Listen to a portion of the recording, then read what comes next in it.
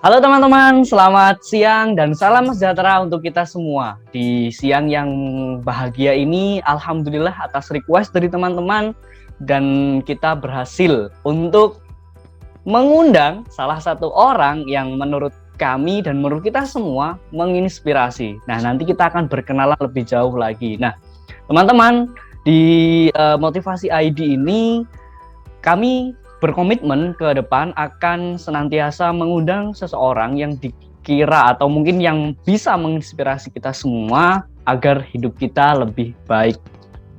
Sesuai dengan apa yang ada di dalam jargon Motivasi ID, yaitu Learning a Better Life. Dan kami sapa dulu narasumber pada siang hari ini. Halo, Assalamualaikum. Waalaikumsalam warahmatullahi wabarakatuh. Halo, Li. Halo, selamat siang Mas Kuko. Wah. Selamat siang. Oke, Mas Kuko ya.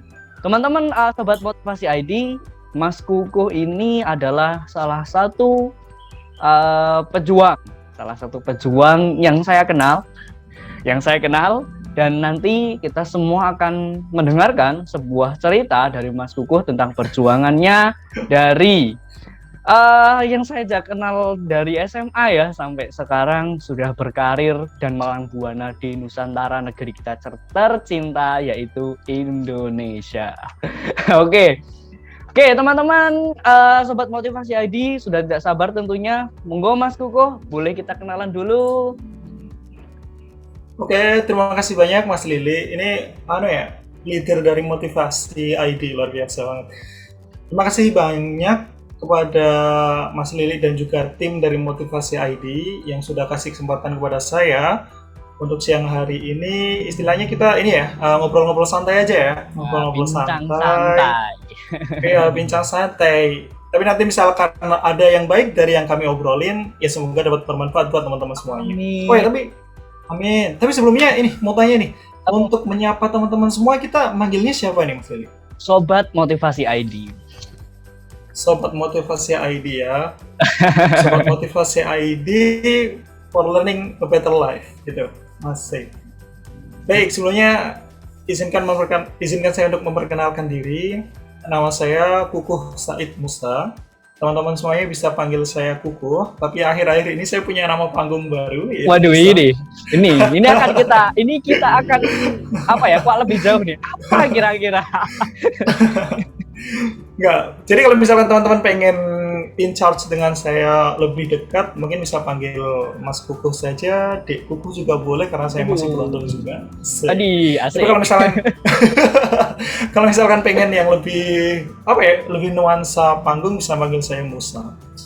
Yap. Itu saya sekarang sebagai bea cukai, saya di bagian kepegawaian Kantor Pengawasan dan Pelayanan Bea dan Cukai tipe Madhya BNC Gorontalo.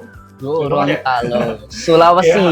Ya. Oke. Ya, Sulawesi. Saya di Provinsi Gorontalo. Jadi sebenarnya saya ini satu daerah sama Mas Lili. Saya asal Kendal, Jawa Tengah, tepatnya di Kecamatan Weleri. Cuma sekarang saya dapat penempatan pertama di Gorontalo. Mungkin itu aja Mas Lili. Ya. Oke, luar biasa. Penasaran di belakang deh. Iya, oke. Mas Kuko ini betul tadi yang sudah disampaikan bahwa kita sama orang Kendil. Seperti di video kami pertama, Mas Kuko. Mungkin Mas Kuko udah nonton ya video kami yang pertama. Kendal itu ternyata punya jargon, Mas. Pastinya. Apa Mas? Kira-kira tak kendal? Maka tak sayang. Wih sih, ini Kendal banget ini. Walaupun udah jauh ke Gorontalo, ternyata jiwa Kendalnya masih tertanam. Waduh, luar biasa. Masih dong, masih. Justru ada tugas khusus nih. Sebenarnya dimanapun kita berada, ketika kita sudah cinta sama tanah air kita, harusnya kita memperkenalkan Kendal kemana-mana. Waduh, ini tamparan buat saya nih. Aduh, sakit Mas. Oke, Mas Kuko, setelah selesai tamat di Pulau Jawa, tepatnya di Bintaro. Bener ya Bintaro ya, San ya? Ya, benar sekali. Itu di Tangerang Selatan. Tangerang Selatan. Oke, setelah selesai di Bintaro, oke? Iya. Gak apa-apa, lanjut. Oke, setelah selesai di Bintaro, akhirnya merantaulah seorang Mas Kuko ini ke Provinsi Gorontalo. Nah, pertanyaan saya, How are you, Mas? Apa kabarnya?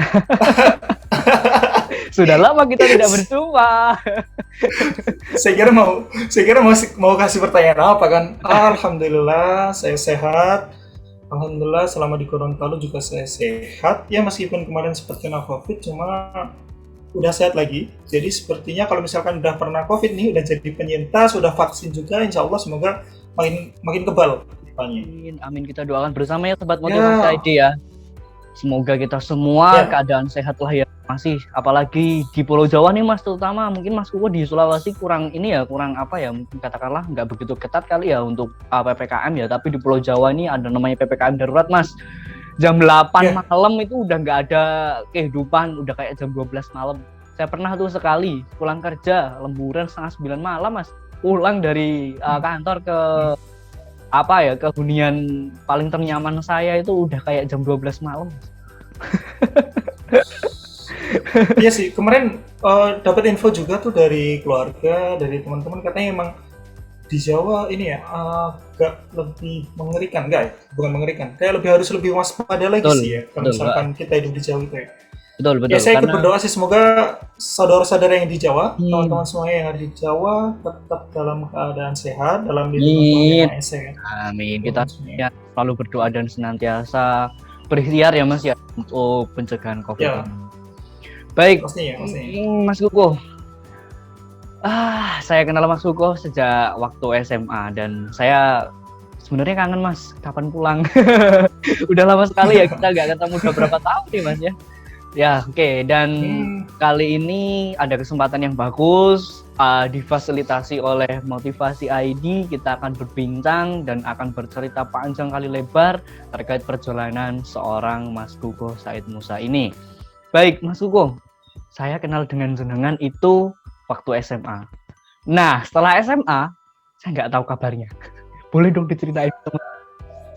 Gimana dong perjalanan setelah SMA nih, sampai akhirnya keterima di STAN, yang tentunya nggak semua orang bisa nih. Ini sebuah pencapaian yang luar biasa dan prestisius. Dan mungkin ada nih salah satu lah, mungkin ada salah dua dari Sobat Motivasi ID yang mungkin berkeinginan nih untuk melanjutkan studinya ke STAN atau Sekolah Tinggi Akuntansi Negara.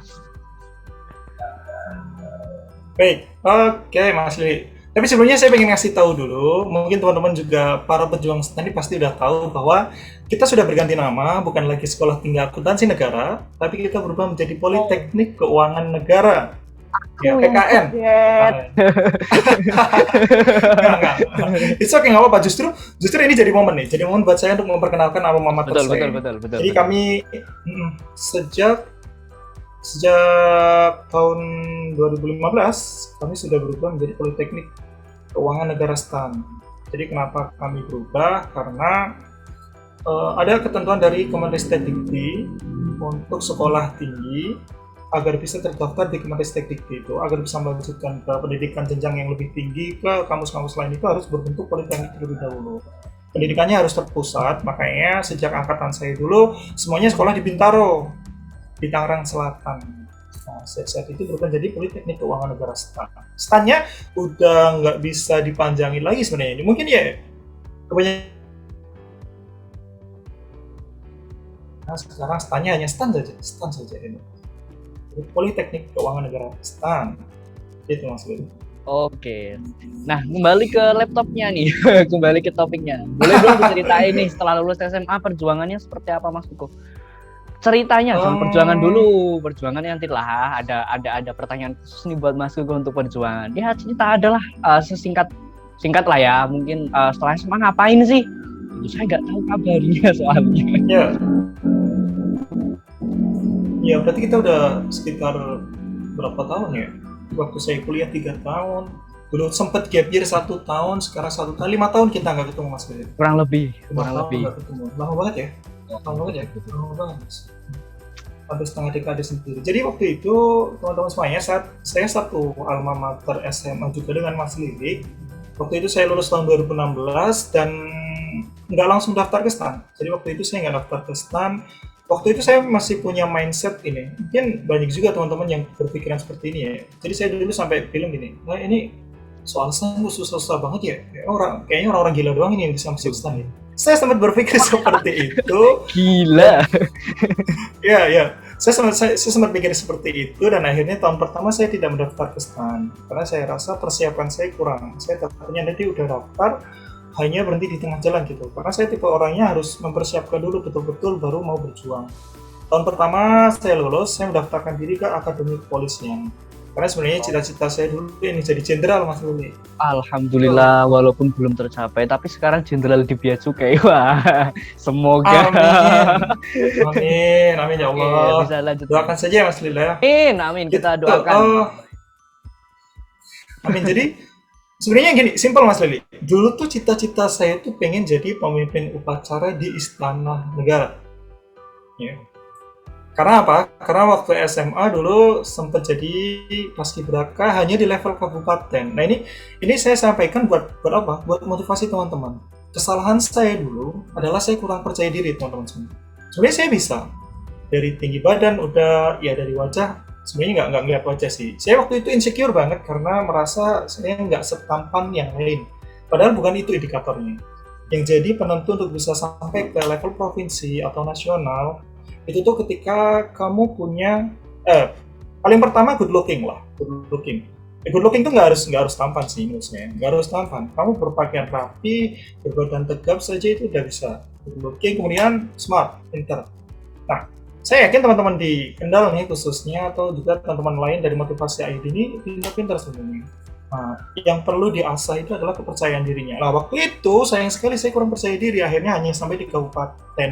Nah, berangkat dari situ akhirnya saya punya cita-cita. Suatu saat, oke, saya nggak bisa jadi petugas pengibar benderanya ya. Paskibraka nasional saya nggak bisa, tapi saya harus bisa jadi pemimpin upacara. Waktu itu saya mikir gitu, makanya harus bisa jadi jenderal, entah itu TNI maupun polisi. Pikir saya waktu itu kayak gitu Mas Lili. Di tahun pertama saya ikut seleksi di Akademi Kepolisian. Banyak tuh, saya masih ingat ada 16 tahap teman-teman semuanya. Dibagi dua, tahap di daerah sama di pusat. Jadi masing-masing 8. Itu cukup melelahkan, menghabiskan waktu, tenaga, biaya, luar biasa ya Mas. Kemudian 8 tahap sudah saya lolos gitu. Jadi di daerah itu saya lolos. Semuanya sebenarnya masuk, semuanya lolos. Hanya saja sayang sekali saya kalah di rankingan. Saya masih ingat banget dulu kuota untuk Jawa Tengah, untuk Polda Jawa Tengah itu 42 dan saya waktu itu ranking 46. Waduh, Kurang 4.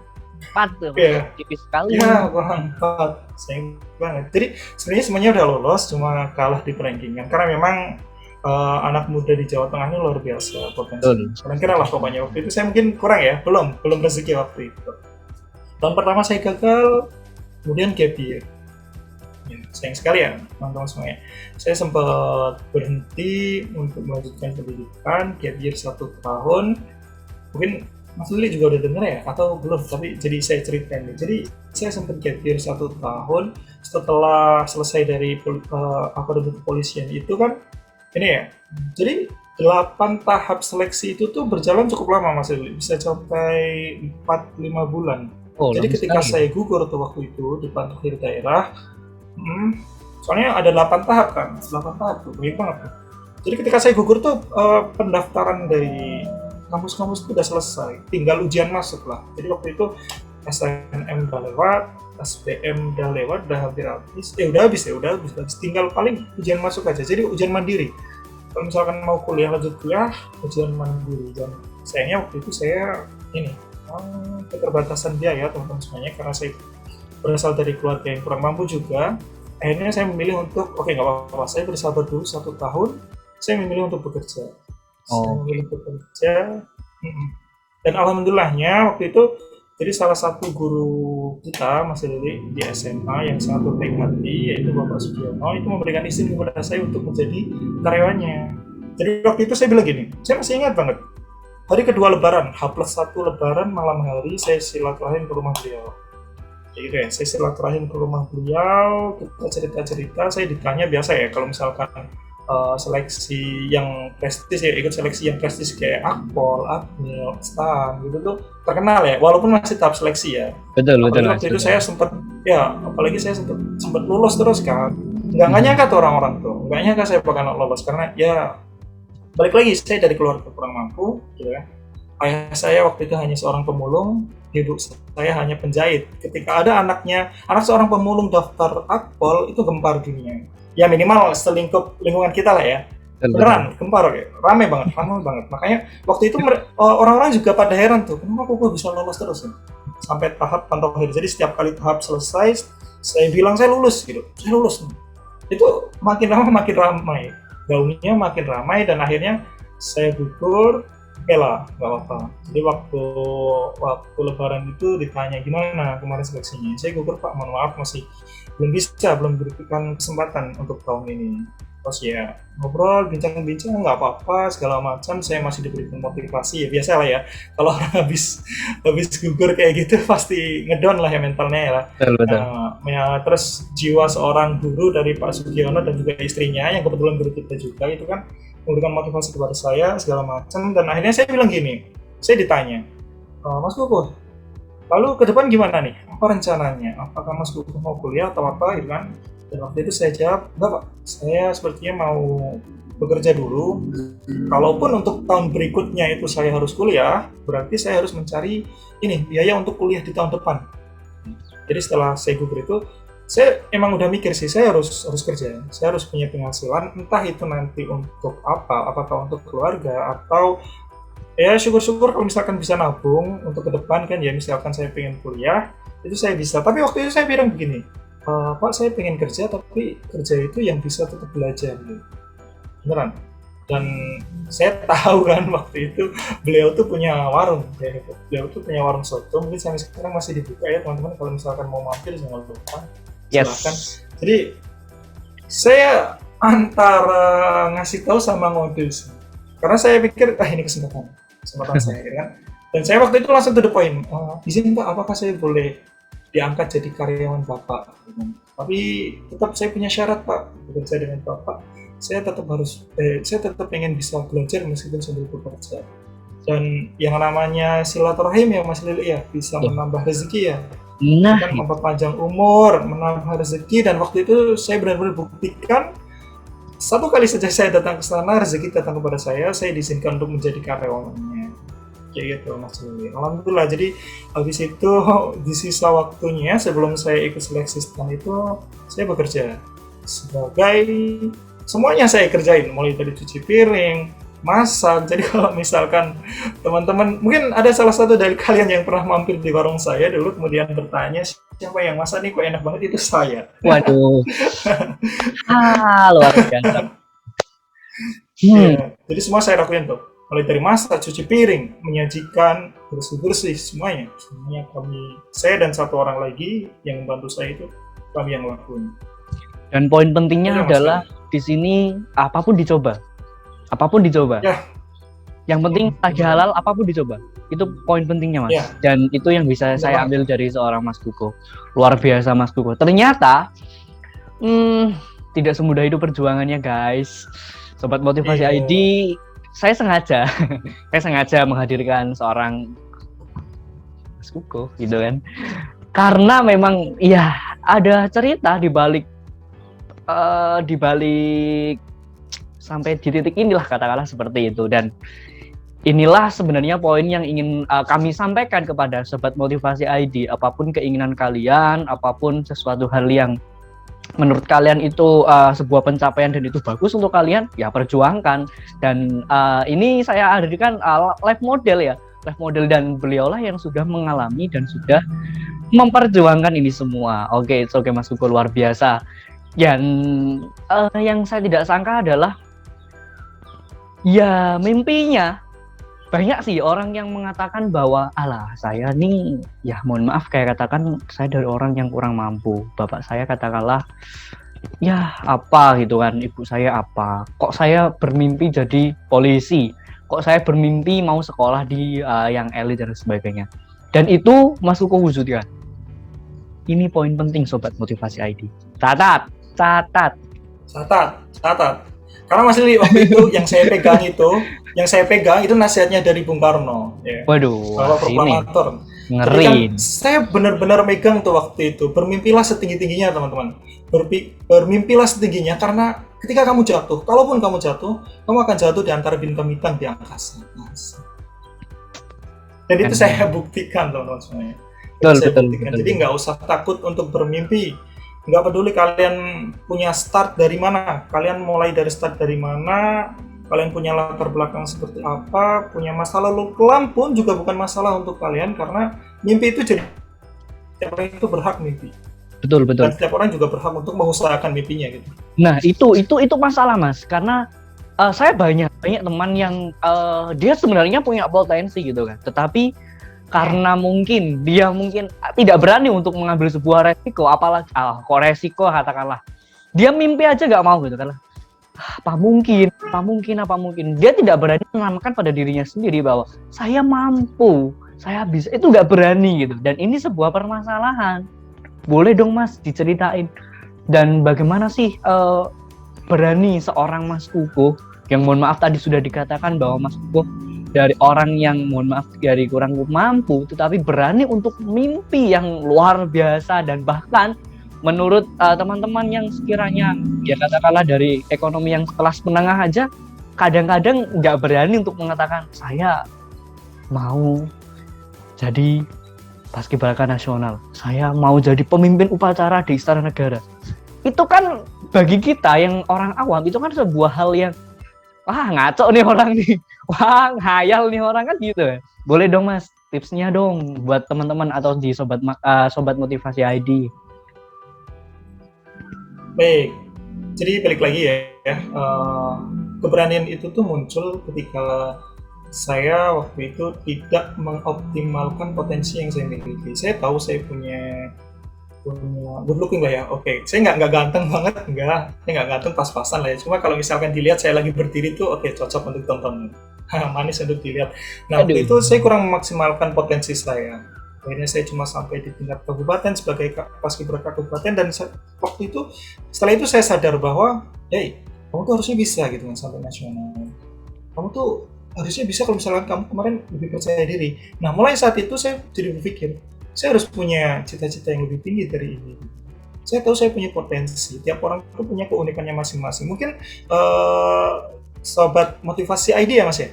Ya. Sobat motivasi ID nggak harus mengikuti jejak sama seperti yang kami lakukan. Nggak harus sama seperti saya karena kalian punya keunikan masing-masing. Kalian punya passion masing-masing. Kalian punya keahlian masing-masing. Kekuatan di diri kalian itu Tuhan ciptakan itu dengan keunikannya sendiri-sendiri. Jadi kalau menurut saya kalian harus tahu tuh, cari tahu, kenali diri kalian sendiri. Sebenarnya kalian tuh orang seperti apa sih? Kalian tuh punya kelebihan di mana sih? Kalian tuh punya kekurangan di mana sih? Ketika kalian sudah tahu, sudah kenal dengan diri kalian sendiri, kalian akan tahu, kalian akan bisa memutuskan jalan mana yang akan kalian tempuh. Gak usah maksa teman-teman semuanya. Jangan dengarkan omongan orang.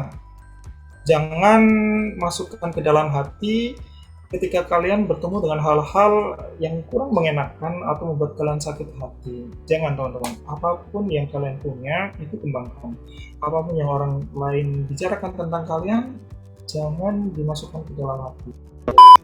Ngomong tentang mimpi nih, ternyata tadi yang sudah disampaikan oleh Mas Kuko bahwa ya tadi dikatakan, mohon maaf Mas Kuko dari katakanlah dari keluarga yang secara ekonomi menengah ke bawah seperti itu ya. Nah, tetapi berani untuk bermimpi.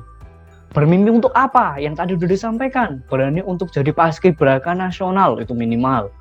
Ditambah lagi, kalau enggak saya mau jadi pemimpin upacara di Istana Negara.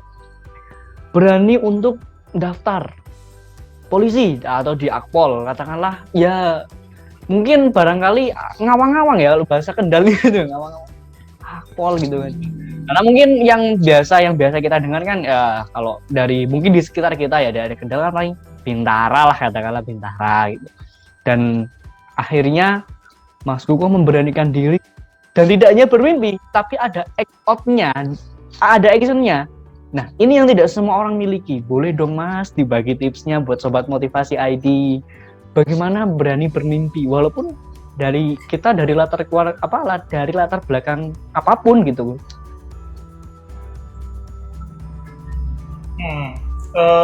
Jadi gini Mas Lik, saya tuh dari dulu sangat percaya kalau tiap orang itu unik. Tiap orang itu punya keahliannya masing-masing, kepintarannya masing-masing, kecerdasannya masing-masing gitu. Jadi misalkan teman-teman sobat motivasi ID ini juga nggak harus semuanya mengikuti jalan ninja saya, nggak harus mengikuti jalan ninjanya Mas Lili gitu kan. Kalau ninja. Nggak harus. Teman-teman semuanya itu punya Boleh, teman-teman boleh, boleh, boleh. sahabat ID sekalian tuh punya ini passionnya masing-masing. Saran dari saya, cobalah teman-teman kenali diri terlebih dahulu. Ya, apa kelemahan saya? Ya, tanya ya sama diri sendiri. Apa sih kelemahan saya? Kemudian tutup itu. Maksudnya ketika teman-teman semua udah tahu kelemahannya di mana, maka cobalah untuk memperbaiki sedikit demi sedikit, bukan untuk dipaksakan ya teman-teman. Karena terkadang kalau misalkan, kalau menurut saya nih ya, saya punya kelemahan, kemudian saya paksakan untuk itu diperbaiki, itu emang nggak mudah. Jadi tipsnya fokus dengan apa yang kelebihan yang kita punya. Waktu itu saya ngerasa, oke, saya pintar. Ya, ini bukan maksudnya sombong, tapi saya ngerasa Tuhan berikan kepada saya tambahan di kecerdasan intelektual. Jadi saya rasa kalau saya cuma daftar bintara kurang deh. Karena harusnya di level seperti ini harus bisa di perwira.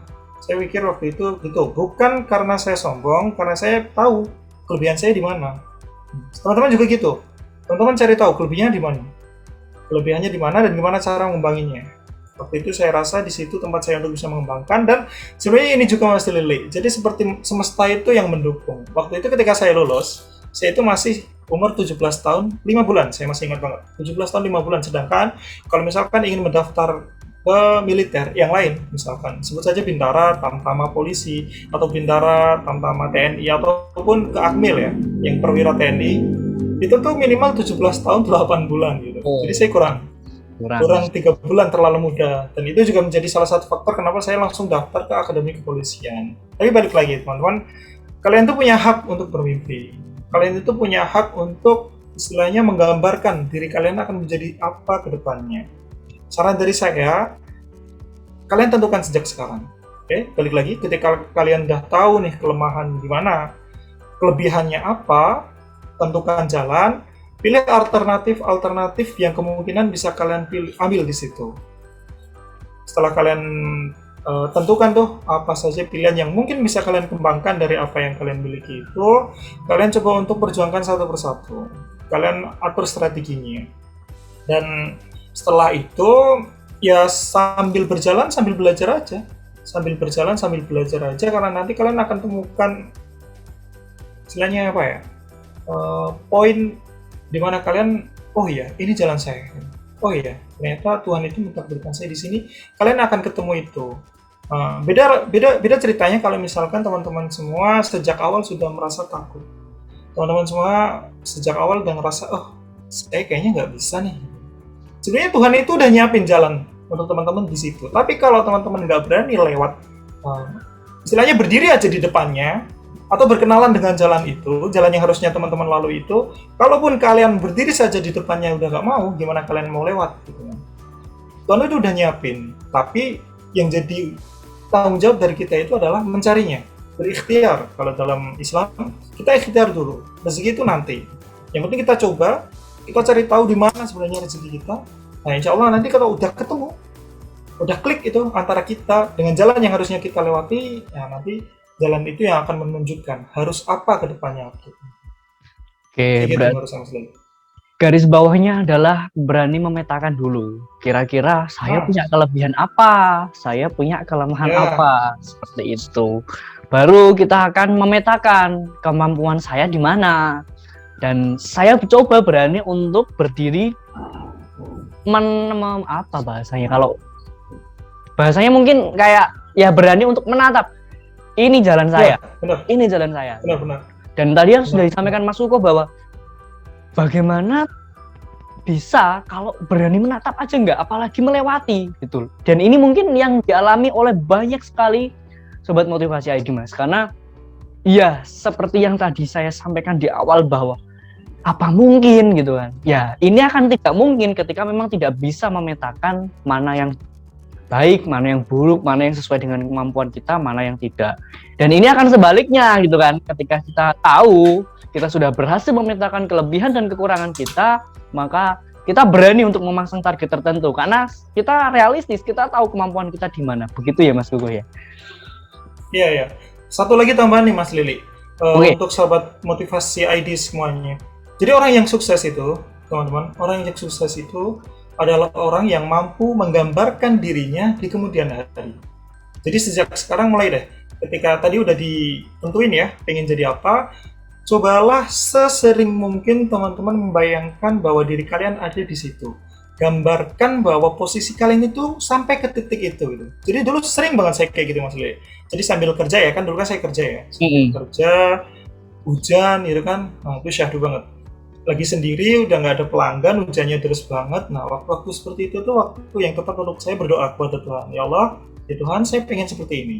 Setelah saya berdoa, saya pejamkan mata, saya gambarkan bahwa diri saya sedang mengenakan seragam. Diri saya sedang kuliah di situ, di tempat yang saya inginkan. Itu tuh saya benar-benar gambarkan. Karena semakin teman-teman menggambarkan apa yang menjadi mimpi teman-teman, motivasi kalian akan bertambah semakin besar. Dan ketika motivasi kalian semakin besar, kalian akan makin semangat. Belajar kalian, persiapan kalian, latihan kalian akan terasa lebih ringan ketika motivasi kalian sudah tumbuh. Dan salah satu cara terbaik untuk menimbulkan motivasi itu adalah gambarkan, mimpikan. Awang-awang tadi ya, Mas Lili sebut ya. Ya itu kendal banget lah itu. Awang-awang gitu. Di awang-awang bahwa diri kalian itu sedang berada di posisi yang kalian inginkan. Semakin sering hati kalian tuh akan semakin ikut berdoa, dan pastinya Tuhan akan mengabulkan doa dari hamba-hambanya. Mantap, luar biasa. Dan ini buat sobat motivasi ada yang nggak tahu, ngawang-ngawang itu membayangkan ya, membayangkan. Ini bahasa Kendal. Imajinasikan. Wah, ini Kendal banget lah ya. Ya maklum, karena kita sesama Kendal, jadi kita se-server, begitu ya Mas ya. Ya, it's okay, karena Kendal ngandel. Waduh, Kendal handal itu kan. Seperti itu. Oke, Mas Gugu.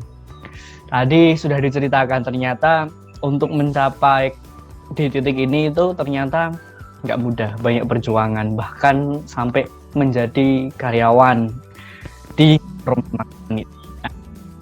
Oke, kita akan naik satu step lagi. Oke, setelah berjuang untuk mulai menatap, kan tadi dikatakan bahwa 1 tahun nih saya gap year gitu. Nah, 1 tahun gap year, setelah itu kan masuk, saya sebut salah lagi, PKN STAN, sampai salah lah ya. PKN STAN itu kan. PKN STAN gitu kan. Nah, boleh nggak sih Mas, bagaimana ceritanya tuh kerja sambil mempersiapkan masuk STAN, PKN STAN, salah nih. PKN STAN. PKN STAN, dan itu diterima gitu kan. Dan nggak main-main di Bea Cukai. Boleh dong tipsnya, Mas? udah gini ya. Udah 4 tahun yang lalu sih, jadi agak lupa. Cuma saya coba sampaikan apa yang saya ingat ya, teman-teman semuanya. Jadi Oke, tadi cita-cita saya ingin jadi jenderal, entah itu TNI atau Polri. Bukan, cita-cita saya adalah ingin jadi pemimpin upacara di Istana Negara. Saya masih berdoa sampai sekarang semoga Bea Cukai bisa masuk ke matra kelima gitu. Waduh, biar ada kesempatan itu tuh ada gitu.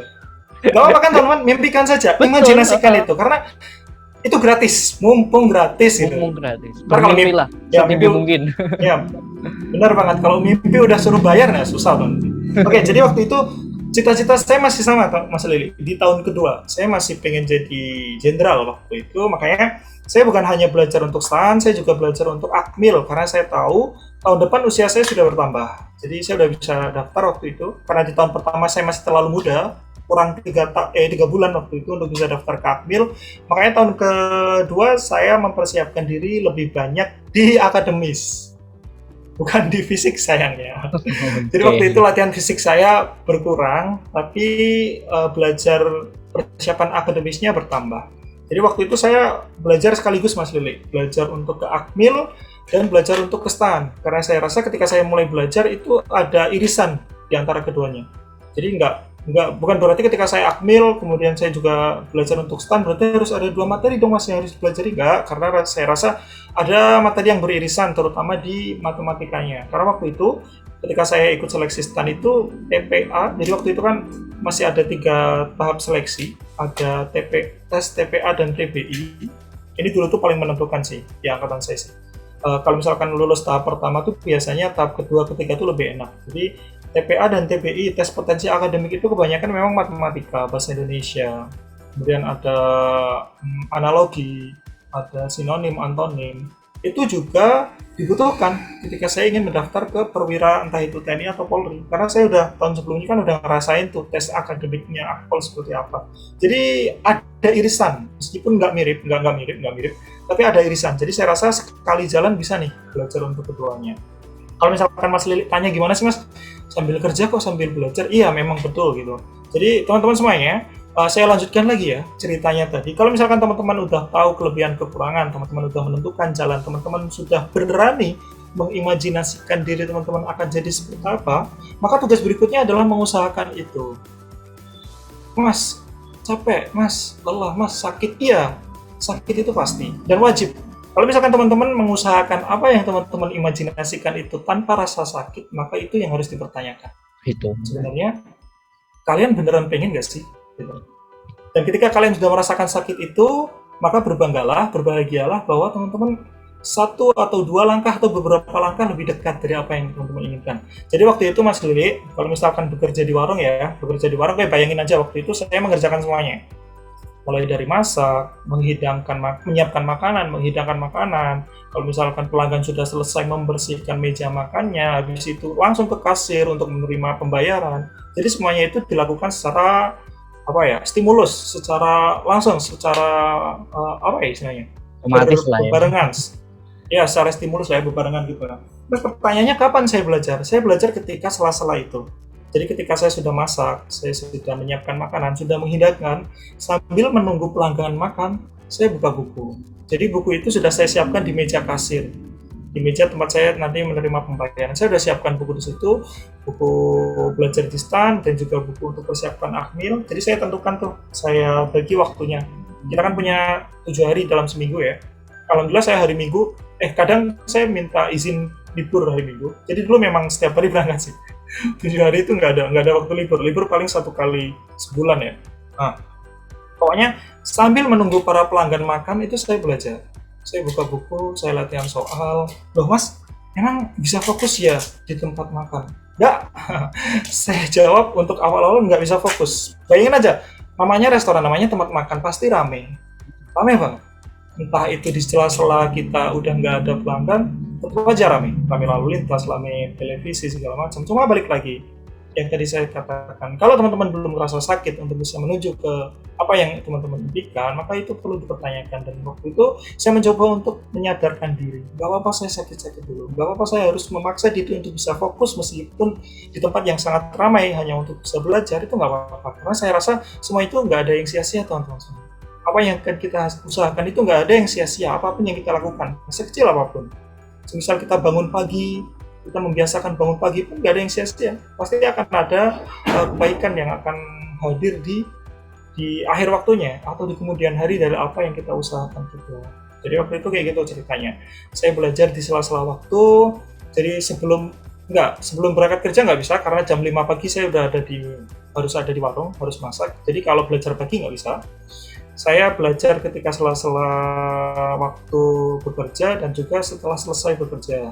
Nah, baiknya bos saya itu, karena sejak awal saya bilang saya pengen bisa bekerja yang bisa sambil belajar, beliau kasih kesempatan kepada saya, oke, kesepakatannya gini, kalau orang normal itu berangkat jam 7, pulang jam 4. Nah, karena kamu pengen belajar, berarti kalau kamu mau, kamu harus berangkat jam 5. Jam 5 pagi kamu harus sudah ada di warung, sudah standby, sudah mulai bekerja, dan nanti saya berikan tenggat waktu pulang jam 2, jadi maju 2 jam ya, maju 2 jam. Terus setiap hari saya lakukan seperti itu, pulang jam 2, entah itu langsung lari, gitu ya. Jadi pulang sambil lari itu masih panas, nggak apa-apa, karena cita-cita saya waktu itu pengen jadi jenderal, dikatain orang juga, terserah, gitu. Orang nyindir, mencibir segala macam terserah, karena waktu itu saya pikir saya yang melalui kehidupan saya gitu kan. komentar-komentar kalian itu nggak tidak sama sekali tidak memberikan pengaruh apapun kepada saya. Betul. Saya berhenti berusaha waktu itu juga saya yang rugi sendiri, saya tetap melanjutkan usaha saya juga saya yang akan untung sendiri gitu. Apa yang mereka lakukan itu sebenarnya nggak ada pengaruhnya untuk kita kalau kita tidak menghiraukan itu gitu. Jadi ya lanjut terus setiap hari jam 2 pulang lah waktu itu untuk saya latihan fisik, saya belajar malam harinya juga masih belajar lagi kayak gitu. Sama ini Mas Lili yang penting, jadi waktu saya masa-masa seleksi itu sebenarnya nggak sendiri, banyak juga teman-teman satu angkatan yang sama seleksi ya, satu angkatan yang adik kelas juga karena gap year kan ya, berarti ada adik kelas yang sampai ke kelas 3 SMA, sampai ke tingkat akhir, tingkat 3 dan ingin mempersiapkan diri untuk cita-citanya juga. Jadi waktu itu kami bareng-bareng lah ya, latihan fisik bareng, belajar bareng. Dan yang pengen saya sampaikan waktu itu, saya mencoba untuk membagikan apa yang saya tahu. Jadi kalau orang kan kadang mikir gini, kalau misalkan saya juga waktu itu belajar dengan sesama teman yang pengen ke STAN, rival, bisa dibilang kayak gitu ya. Normalnya orang kalau misalkan ketemu sama rivalnya, pasti dia mencoba untuk menyembunyikan kartu asnya. Benar nggak Mas? Betul. Ya? Karena kompetisi. Ya. Nah, kompetisi nggak boleh nih dia lebih tahu dari saya, nggak boleh. Saya harus, kalau misalkan saya tahu ya udah saya keep sendiri buat saya sendiri. Tapi waktu itu saya berpikir bukan seperti itu. Saya berpikir nggak kayak gitu. Jadi partner belajar saya juga sekaligus rival saya, tapi juga sekaligus teman belajar saya gitu. Jadi apa yang saya miliki saya share ke mereka, apa yang saya paham saya ajarkan sampai mereka benar-benar paham, sampai mereka benar-benar bisa mengerjakan soal-soal yang kita jadikan latihan itu, sampai ke tahap itu. Karena apa? Karena saya percaya ilmu, teman-teman semuanya, ilmu kalau misalkan dibagi, ilmu kalau kita ajarkan itu justru akan semakin bertambah di kita, akan semakin istilahnya apa ya, menempel di pikiran, akan semakin paham kitanya. Dan saya udah rasain itu, benar, saya udah rasain. Ke teman saya yang juga pengen masuk ke STAN, saya juga gitu. Ketika saya tahu dia nggak tahu, saya ajarin sampai dia tahu, sampai dia bisa, sampai dia mahir. Dan setelah itu saya ngerasain, saya bisa ngerjain soal itu tanpa kesulitan. Itu kuasa Tuhan tuh di situ. Karena memang terbiasa ya, ketika mungkin kita menyampaikan apa yang mungkin ya kita baca dan sebagainya, akhirnya malah lebih apa ya, lebih nempel dan lebih masuk gitu kan, tanpa harus kita membaca ulang. Benar banget. Ya, benar banget. Dan juga kalau misalkan kita ngajarin ke orang kan kita pasti ini ya mikir ya, gimana sih cara agar saya menyampaikannya itu mudah diterima dengan dia. Diterima olehnya gitu kan. Gimana sih cara biar saya nyampeinnya itu dia paham. Nah, pasti kita akan cari cara terbaik dan di situ juga sebenarnya kita mencari cara terbaik untuk mengajari diri kita sendiri sebenarnya. Ya, jadi kalau misalkan sobat motivasi ID pengen istilahnya apa ya, masuk ke perguruan tinggi negeri, kemudian ada temannya juga pengen masuk ke PTN yang sama, jangan sungkan-sungkan untuk mengajari dia apa-apa gitu. Percayalah, rezeki itu udah ada yang ngatur. Kalau memang itu jalannya, masuklah kalian. Kan syukur-syukur kalau bisa masuk berdua ya, kan enak ya, ada temennya ya. Nah, apalagi berjuangnya bersama-sama. Itu lebih perfecto.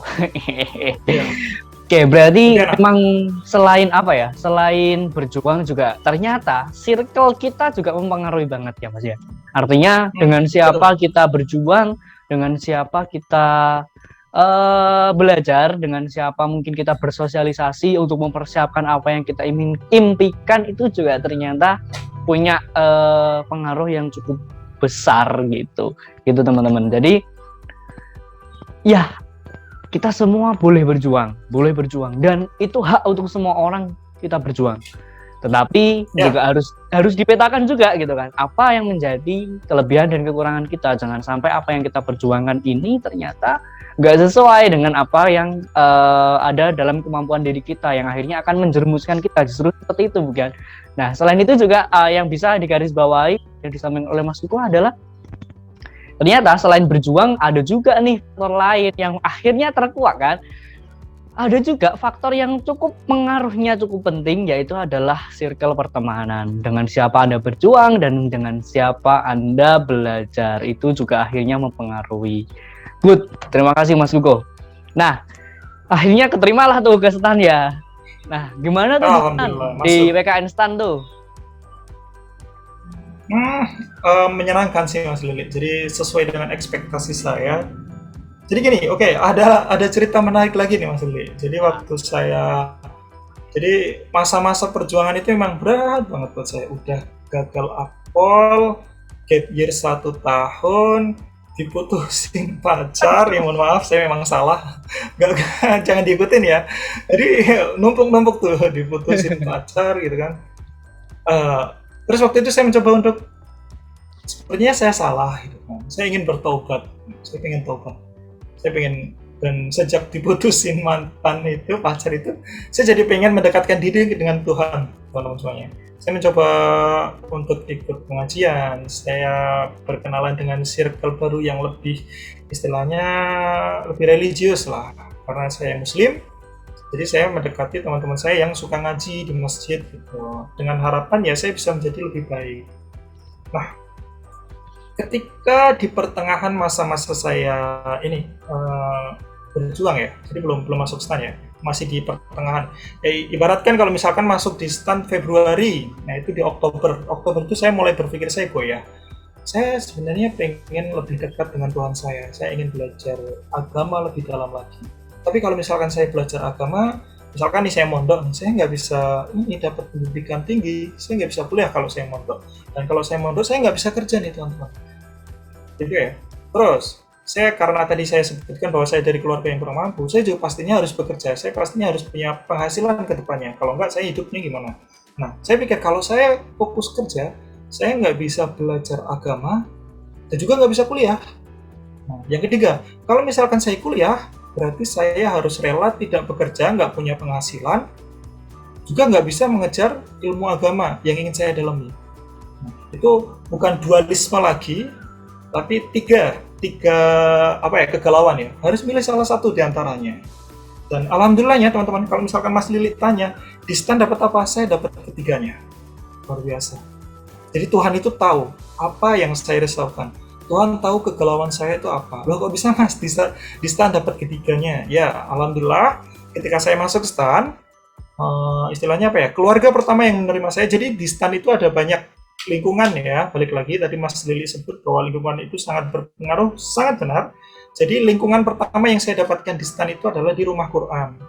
Balik lagi karena saya muslim, saya ingin memperdalam agama saya. Jadi ceritanya gini. Ketika pengumuman lolos stan itu sudah diterima, saya masih ingat banget malam Ramadan. Jadi di malam ke-25 kalau nggak salah, atau malam ke-26, sebelum saya berangkat sholat tarawih waktu itu, HP tiba-tiba terbunyi.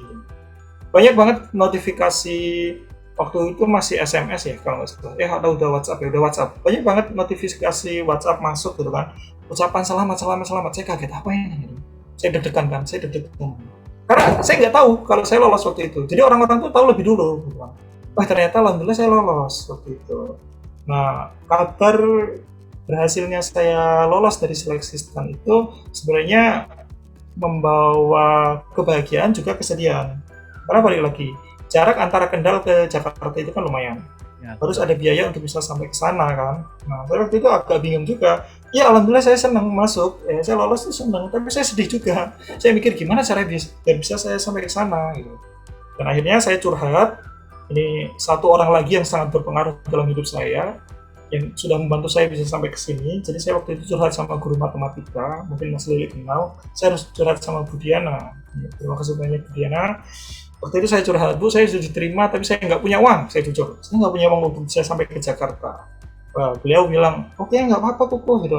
Jangan patah semangat, gitu. Jangan berhenti di sini, sayang loh. Kamu udah ngalahin ratusan ribu waktu itu, udah ngalahin ratusan ribu. Sayang kok kamu mau berhenti di sini? Banyak orang yang udah memperjuangkan ini nggak dapat. Kamu jangan berhenti di sini, ya, Bang. Kemudian dia bilang, saya kenalkan dengan kenalan saya yang juga lulusan dari stan kerja di pajak. Singkat cerita, kenalanlah saya dengan dia memperkenalkan saya dengan rumah Quran yang ada di stan. Karena rumah Quran itu memberikan beasiswa bagi para mahasiswa atau calon mahasiswa yang kurang mampu. Dan tinggal di sana gratis gitu kan, ada asramanya, tapi dengan syarat harus jadi marbot masjid, tapi nggak apa. Saya terima, pokoknya saya mikir waktu itu gimana caranya, terserah harus apapun, tetap saya terima untuk bisa sampai ke sana. Oke, saya terima kesepakatannya. Saya bisa tinggal dengan gratis di asrama, tapi harus jadi pengurus masjid, nggak apa. Karena saya pikir justru itu yang saya cari, karena saya ingin dekat dengan Tuhan saya, kayak gitu kan. Jadi oke, dua saya dapatkan, saya bisa kuliah, saya dapat ilmu agama di sana. Yang ketiga, gimana Mas dapat penghasilan? Teman-teman semuanya, sahabat motivasi ID yang mungkin punya cerita yang mirip dengan saya, nggak usah takut masalah finansial ya. Ketika kalian sudah sampai di sana, itu peluang untuk dapat pundi-pundi penghasilan itu banyak. Teman-teman bisa ngajar, teman-teman bisa kerja part time. Dan waktu itu saya ambilnya ngajar sih, Mas Lili. Ya, lumayan juga kalau di Bintaro itu, kelasnya Bintaro ya, ngajar 2 jam 100.000. Malah Wah, pernah 1 jam 100.000. mantap Iya. sekali. Itu Di sana mungkin bisa sangat membantu ya. standarnya gitu. Standarnya di situ. Jadi kalau Mas Lili tanya, saya dapat apa di stand? Saya dapat ketiga hal yang ketika dipikirkan itu harusnya saling bertolak belakang, tapi ternyata semuanya bisa berjalan beriring. Alhamdulillah. Alhamdulillah. Dan relevannya adalah ya sampai sekarang gitu kan. Banyak sekali yang sebenarnya saya nggak tahu, akhirnya ya kebongkar nih gara-gara motivasi ID ya. Ya, Alhamdulillah, semoga bermanfaat. ya nih sobat motivasi ID, bukan hanya teman-temannya atau dari sobat motivasi ID yang termotivasi, saya sendiri ternyata juga, wah saya ini ngapain beberapa tahun ini kan, ternyata ada juga dari teman kita semua ternyata yang perjuangannya lebih luar biasa. Aduh, keren sekali Mas Suko. Dan tapi gini deh, Mas gimana? Lili, saya tertarik dengan ungkapan Mas Lili barusan.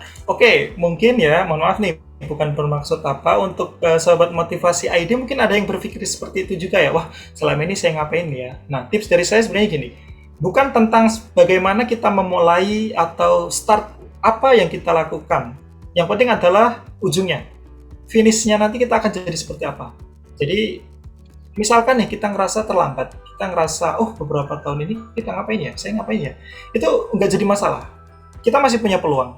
Kita dengan usia muda kita masih punya kesempatan untuk memperbaiki garis finish kita. Kita pengen garis finishnya semegah apa itu ada di tangan kita. Ya, untuk Mas Lili dan juga teman-teman atau sahabat ID, juga untuk saya juga nih. Saya tuh masih ingin bermimpi lebih besar lagi. Jadi nggak apa-apa. Kita start dari mana, kita start di waktu kapan, bukan jadi masalah, tapi yang penting adalah finishnya nanti seperti apa. Nah, itu penting. Dan ya, saya bersyukur sedikitlah lega. Ternyata, walaupun saya terlambat, ternyata bukan berarti saya tidak boleh untuk memulai sebuah mimpi saya. Bukankah seperti itu ya Mas gue? Nah, buat sobat motivasi ID nih, ternyata tidak ada kata terlambat. Yang ada adalah kata yang bahasa saya adalah Anda salah ketika Anda tidak berani untuk memulai. Wah, bener banget. Luar biasa Mas Kuko. Daripada nggak sama sekali ya. Nah itu betul. Nah oke, Mas Kuko, ternyata setelah kurang lebih 3 tahun berarti ya di stan ya. 3 tahun di stan dengan segala prosesnya, dengan segala pendidikannya, dengan segala gala-galanya lah pokoknya. Dan sekarang yang saya tahu Mas Kuko sudah berada di Gorontalo di Sulawesi. Nah, emang di sana ngapain Mas? Jauh-jauh sampai Gorontalo. Iya, ini penempatan pertama saya. Jadi takdir saya ke sini sih, rezeki saya di sini. Gak nyangka juga ya bisa sampai sini dulu. Saya masih ingat banget dulu waktu SD ketika ada kata Gorontalo tuh saya senang. Kan dulu ada ini lomba pramuka ya, pramuka siaga. Itu kan ada tebak ini nama provinsi dan ibu kota. Saya paling berharap dapat. Nah, saya tuh paling berharap dapat pertanyaan ibu kota provinsi Gorontalo. Nggak nyangka sekarang udah nyampe sini. Saya tahu kenapa dapatnya itu senengnya. Kenapa, Mas? Karena nama ibu kotanya sama dengan nama provinsinya. Ya benar. Ibu kota provinsi Gorontalo ya kota Gorontalo. Tempat di mana saya berada saat ini. Iya gitu. Lucunya, ya gimana ya? Takdir sih, takdir. Kalau misalkan Mas Lili nanya, di sana ngapain Mas? Ini saya bertugas, teman-teman semuanya, Bapak Ibu sekalian, saya bertugas menjadi bea cukai di Gorontalo. Ya, tugas kami apa? Sama dengan bea cukai yang lain. Kami mengawasi lalu lintas barang dan juga peredaran barang kena cukai. Gitu. Khususnya di Provinsi Gorontalo. Provinsi Gorontalo. Gagah sekali tuh kaosnya, saya pengen jadinya. Bisa bisa loh Mas Lili, masih ada kemungkinan loh. Jadi terkadang kalau kan bea cukai itu ada di bawah naungan Kementerian Keuangan. Terkadang Kementerian Keuangan itu menerima pegawai dari luar. Jadi tetap ada kemungkinan. Oh, berarti yang Siapa tahu nanti ada peluang. yang CPNS itu ya Mas ya? Ya, CPNS Kementerian Keuangan. Oke. Tapi nggak tahu nih, tahun depan buka atau nggak. Tahun ini nggak ada sih. Tapi tahun depan semoga ada. More info buat Sobat Motivasi ID nih terutama. Jadi ternyata walaupun kita semua belum berkesempatan untuk berada di PKN STAN, ternyata kita masih bisa berkarir di dunia keuangan atau di Kementerian Keuangan lah, di bawah naungannya paling tidak. Oke, Mas Kuko. Ya. Di Gorontalo, di Bea Cukai, dari PKN STAN, dan dari latar belakang orang Kendal yang secara, mohon maaf, secara ekonomi menengah ke bawah. Menarik nih, gitu kan. Nah, pertanyaan saya adalah, ada kemungkinan nggak sih Mas buat teman-teman Sobat Motivasi ID yang mungkin paling tidak serupa ya, walaupun tidak sama, walaupun mungkin karirnya tidak di PKN STAN atau mungkin ada di sekolah lain yang sekiranya dia punya impian, impiannya adalah mungkin katakanlah ya di PTN atau mungkin di PTN yang favorit katakanlah seperti itu, atau mungkin di sekolah kedinasan yang di bawah naungan kementerian.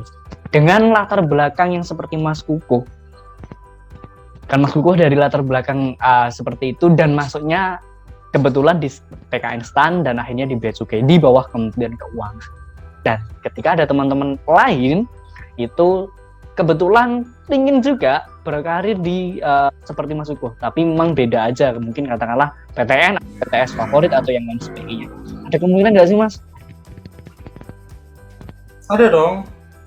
Kemungkinan itu masih terbuka lebar. Jadi balik lagi, semua orang itu berhak untuk mendaftarkan diri ke tempat yang kalian inginkan, PTN favorit atau PTS ternama atau sekolah tinggi kedinasan lainnya, entah itu yang ikatan dinas maupun non ikatan dinas. Kalian semua itu masih punya peluang untuk bisa ke situ.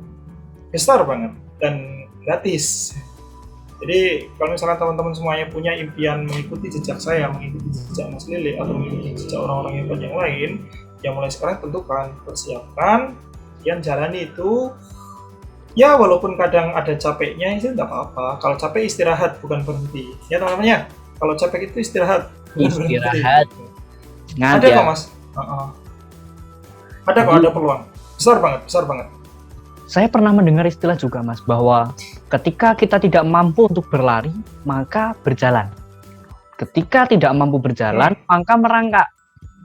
Dan ketika tidak mampu merangkak, maka dia harus tertatih-tatih.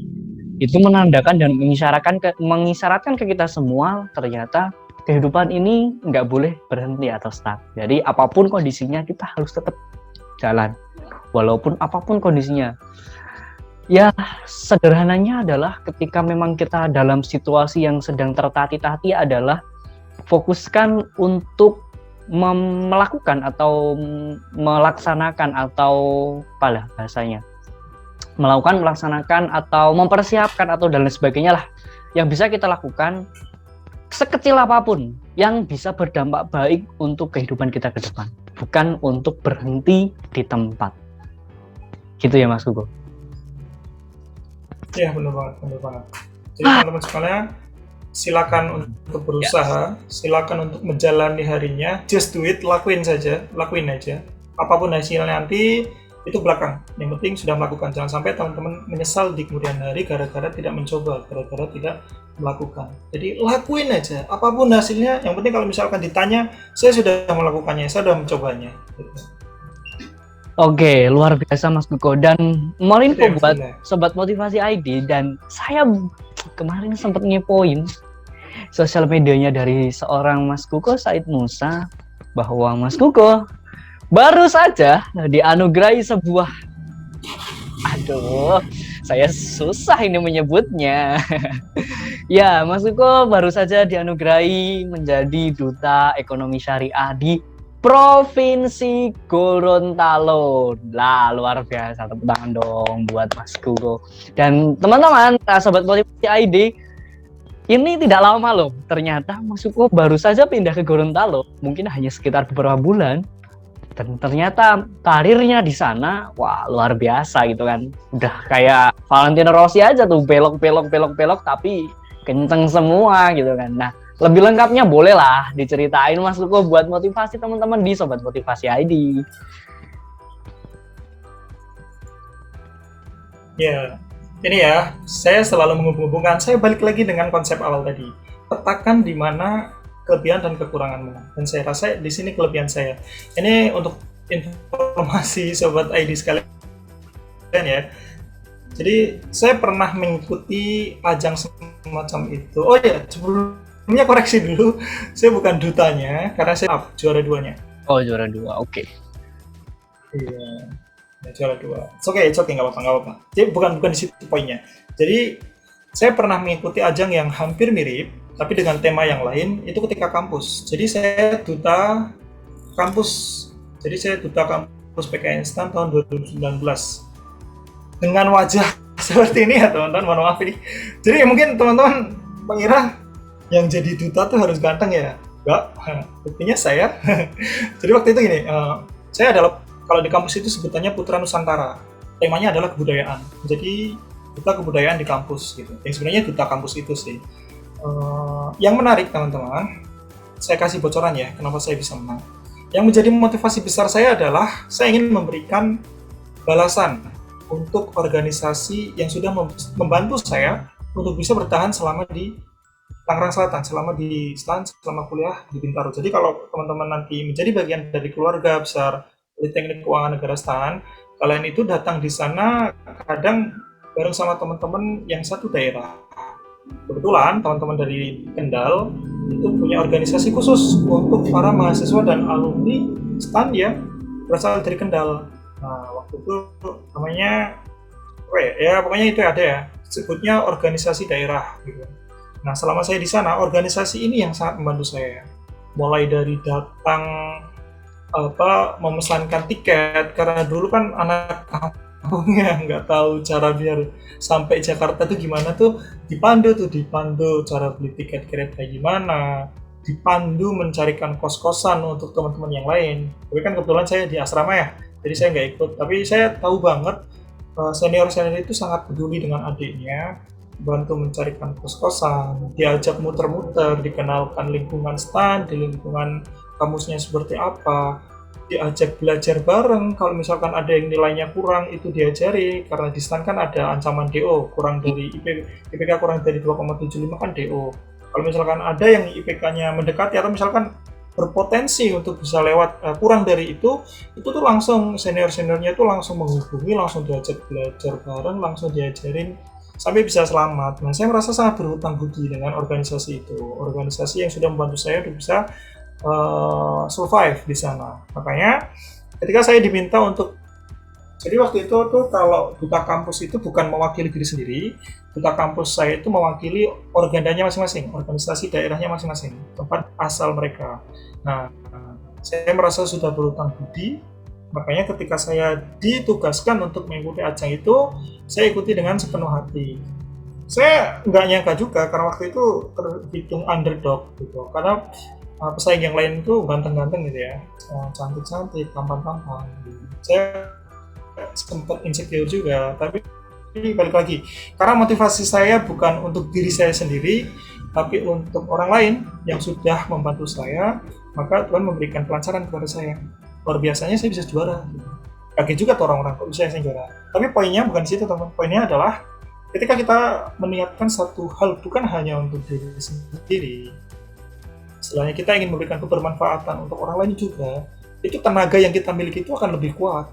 Ya, power yang kita miliki lebih kuat. Sama seperti saya masuk STAN itu juga motivasinya bukan untuk saya sendiri, bukan untuk saya tenar, saya terkenal, saya kaya. Iya, saya kaya. Tapi saya kaya itu kan bukan kaya sih, maksudnya ada penghasilan gitu ya. Ada penghasilan. Itu tuh juga motivasi saya untuk keluarga. Jadi Jadi sekian banyak tipsnya tadi, saya tambahkan lagi kalau misalkan teman-teman ingin memimpikan satu hal, tambahkan orang lain di situ sebagai motivasi kalian.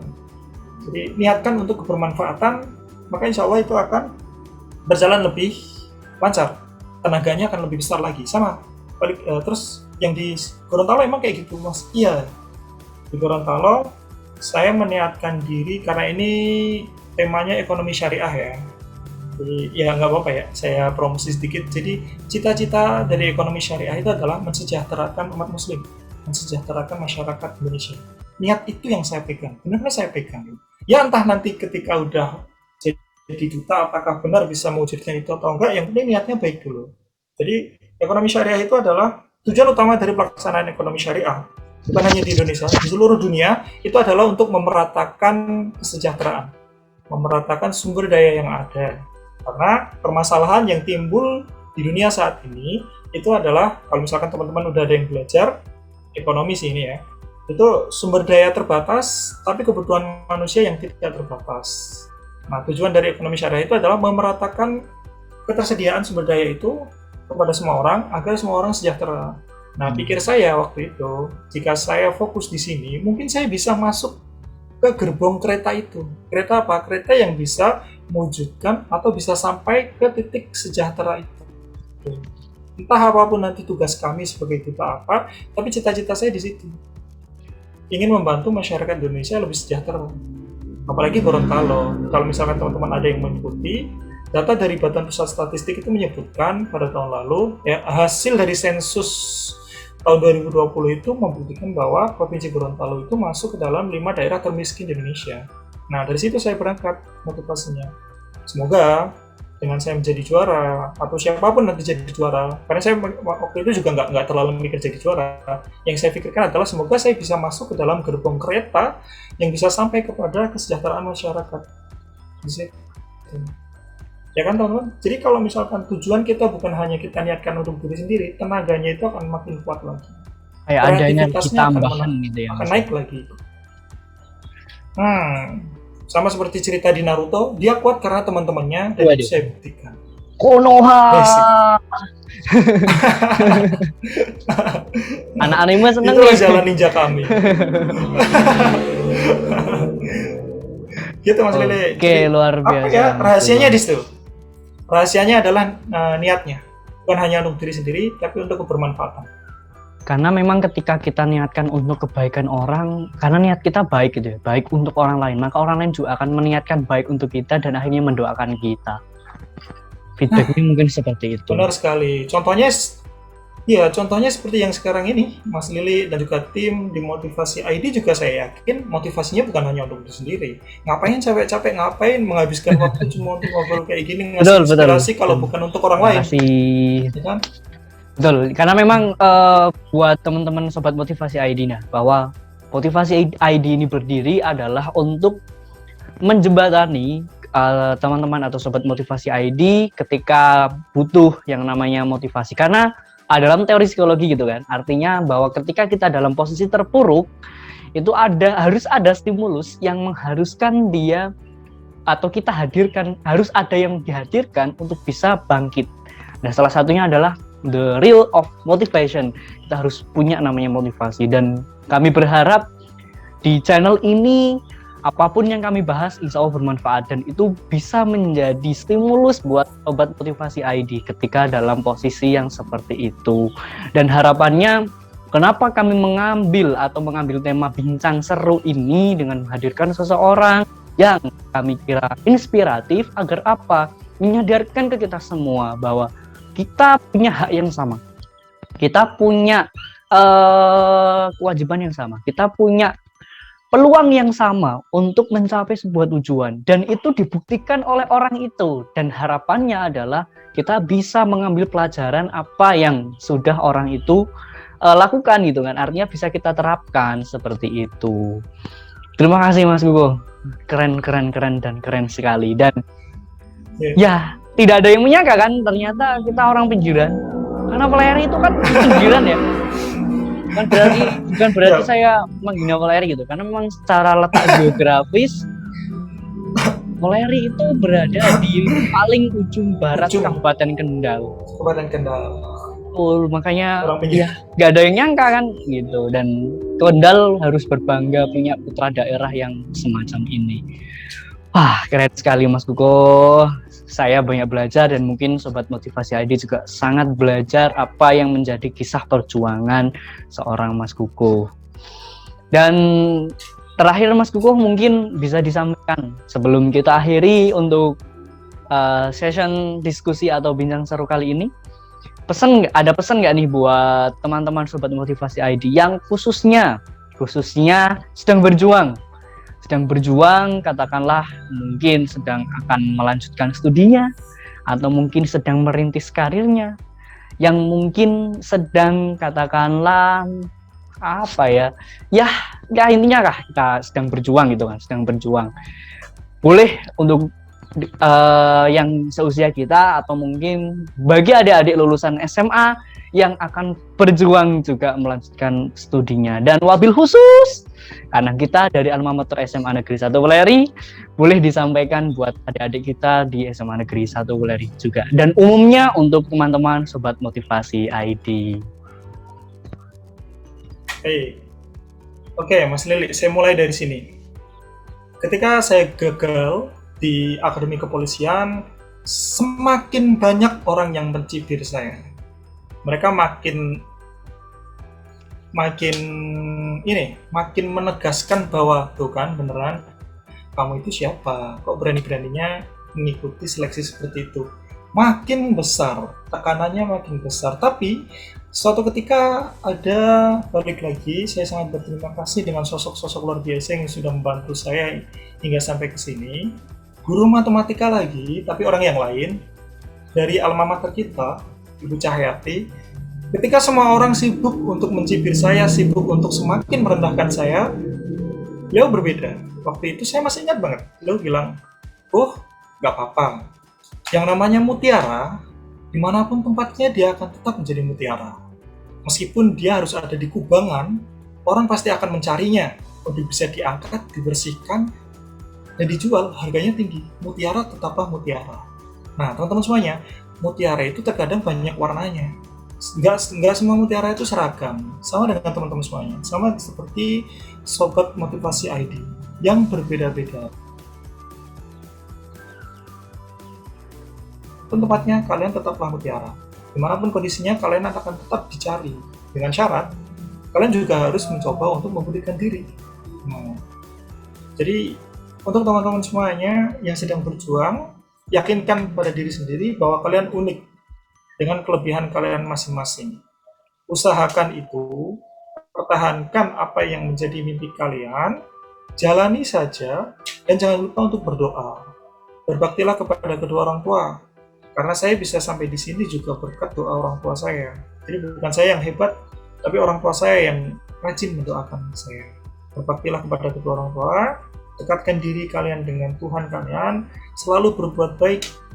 Karena ketika kalian berbuat baik, maka kebaikan itu juga akan datang kepada kalian. Oke? Jadi, saya tegaskan lagi, kalian adalah mutiara dengan warnanya masing-masing, dengan kilau yang berbeda-beda. Sekarang tempa diri kalian, poles diri kalian agar kilauan itu semakin berkilau lagi. Agar apa? Agar orang itu melihat bahwa kalian adalah mutiara yang berkilau, dan dari situ kalian akan dicari. Seperti itu. Luar biasa. Saya tidak salah untuk mengundang Mas Hugo dalam bincang seru kali ini. Luar biasa. Banyak sekali pelajaran yang bisa didapatkan teman-teman Sobat Motivasi ID. Luar biasa. Dan kita berdoa semoga kita bisalah ya untuk mewujudkan impian-impian kita. Oke, dari sekian panjang kita obrolkan, kesimpulannya adalah perjuangan itu penting banget, dan itu sangat penting. Tetapi tidak cukup hanya berjuang. Ternyata ada faktor-faktor lain yang di dalamnya juga mempengaruhi dari hasil perjuangan kita. Di antaranya apa? Yang pertama, teman-teman, harus ada yang namanya circle atau pertemanan atau lingkungan yang baik yang mendukung kita untuk bisa mewujudkan impian kita. Yang kedua adalah faktor kita bisa untuk memilah dan memilih mana kelebihan kita dan mana kekurangan dari diri kita. Dan selain itu, dan yang paling sangat penting adalah orang tua. Berdoa pada Tuhan juga adalah faktor yang luar biasa pentingnya. Dan semua itu ketika dijadikan menjadi satu, maka akan membentuk sebuah kekuatan yang besar yang menurut orang lain itu adalah tidak mungkin, tetapi bagi kita yang melakukan ternyata bisa tercapai. Dan inilah real model dan live model yang kita hadirkan dan sesuai apa yang tadi disampaikan dan bisa tercapai. Luar biasa sekali Mas Kuko. Terima kasih Mas Kuko. Kita doakan bersama Ya, terima kasih Motivasi kembali. Adi. Semoga Mas Kuko bisa diberikan kelancaran dalam jenjang karirnya ke depan dan kembali ke Kabupaten Kendal membawa sejuta pengalaman yang bisa dibagikan dan bisa untuk mengangkat potensi-potensi yang ada di Kabupaten Kendal ini. Luar biasa Mas Kuko. Terima kasih. Dan Sobat Motivasi ID ini nggak mudah loh ya. Saya menghadirkan Mas Kuko. Saya tuh udah mencoba menghubungi Mas Kuko udah berbulan-bulan yang lalu gitu kan. Ternyata dengan kesibukan beliau luar biasa, akhirnya di waktu ini kita akhirnya bisa berkesempatan ngobrol bersama, bincang seru di channel Motivasi ID. Learning a Better Life. Terima kasih Mas Kuko. Ada yang mau disampaikan terakhir buat Sobat Motivasi? Oke, buat Sobat Motivasi ID semuanya, jangan menyerah, ya, teruslah berjuang, apapun yang kalian inginkan. Itu tadi ya, jangan lupa berbakti dengan orang tua, jangan lupa mendekatkan diri dengan Tuhan kita. Terus lakukan yang terbaik, salah satunya dengan like dan subscribe channel ini. Waduh, terima kasih. Like dan subscribe kalian, ya, karena like dan subscribe kalian juga sebuah kebaikan itu teman-teman. Jadi membantu agar channel ini long lasting, agar channel ini tetap terus berjaya, berjalan terus. Semoga bisa sampai berjaya. Biar apa? Biar kebermanfaatannya semakin banyak. Ya. Amin. Gitu. Terima kasih Mas Kuko. Sampai ketemu di lain kesempatan. Terima kasih kembali. Kita semua berdoa untuk kebaikan negeri ini yang masih dilanda pandemi ya. Semoga bisa lebih baik dan bisa membaik dan kita bisa beraktivitas seperti biasa dan kita bisa memulai karya-karya baru yang tidak terbatas lagi. Karena ya sekarang semua harus virtual gitu kan, walaupun banyak kekurangannya ya, walaupun banyak juga kelebihannya, tetapi ya agak kurang mantap aja ya. Katakanlah saya dengan Mas Kuko harus via virtual gitu kan nggak mantap gitu. Berbeda ketika dalam satu ruangan kita bisa ngobrol, emosinya itu dapat gitu kan. Katakanlah seperti itu ya. Kita berdoa saja dan semoga ke depan bisa lebih baik. Terima kasih Mas Kuko atas waktu dan tenaganya yang sudah meluangkan demi Motivasi ID. Dan kita semua berdoa ya itu tadi. Saya juga ini sedikit curhat ya Mas, karena akhir-akhir ini saya juga merasa kerepotan gitu kan. Ketika harus dibatasi terus-menerus. Saya juga malam harus ada kegiatan, nah sekarang juga harus dibatasi gitu. Dan kita bersama-sama membantu pemerintah, teman-teman, untuk mensukseskan untuk COVID ini segera melandailah rasio penularannya. Terima kasih Mas Kuko dan teman-teman semua, kami pamit undur diri dan jangan lupa stay tune in Motivasi ID Learning a Better Life. Sampai jumpa di video-video kami berikutnya. Terima kasih.